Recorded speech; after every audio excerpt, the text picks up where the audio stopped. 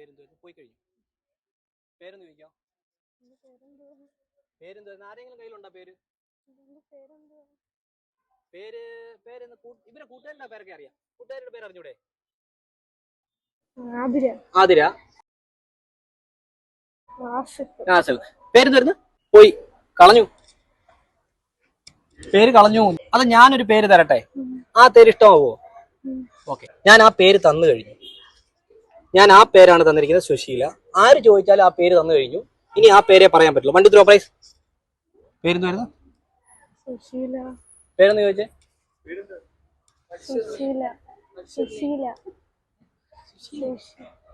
നമ്മുടെ ഐഡന്റി കാർഡിനകത്തതല്ലേ? നമ്മുടെ വീട്ടില് ആരാ ഇട്ടതായിരുന്നു പേര്?